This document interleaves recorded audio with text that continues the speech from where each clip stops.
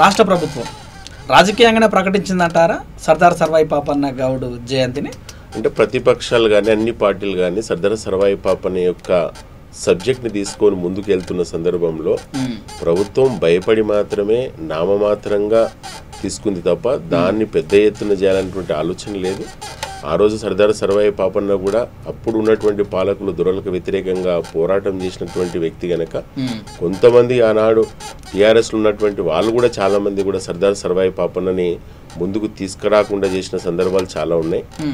కానీ ఈరోజు అందరూ దాన్ని ప్రతి పార్టీ కూడా ఒక ఏజెండాగా తీసుకోవడం వల్ల తప్పని పరిస్థితుల్లో టీఆర్ఎస్ ప్రభుత్వం అధికారికంగా ప్రకటించింది తప్ప మనస్పూర్వకం మాత్రం ప్రకటించలేదు. మునుగోడులో 40,000 పైచిలకు ఓట్లు ఉన్నాయి, వాటిని కూడగట్టుకుంటానికి కూడా విమర్శ వస్తుంది, నిజమేనా?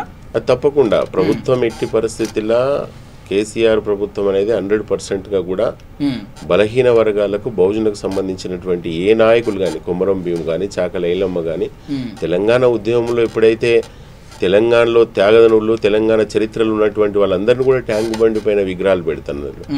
ఇప్పటి వరకు కూడా సర్దార్ సర్వాయి పాపన్న కానీ కొమరం భీం కానీ చాకల ఐలమ్మ కానీ చాలా మంది కూడా ట్యాంక్ బండి మీద విగ్రహాలు ఇప్పటిదాకా లేవు. కనుక వారి చిత్తశుద్ధి అనేది లేదు. ఎలక్షన్స్ సంబంధించినటువంటి మునుగోడు కానివ్వండి లేకపోతే అన్ని పార్టీలు కాంగ్రెస్ పార్టీ కూడా స్ట్రాంగ్గా పాపన్నని తీసుకొని ముందుకు వెళ్తున్నటువంటి సందర్భాల భయంతో చేసినటువంటి సందర్భం అది.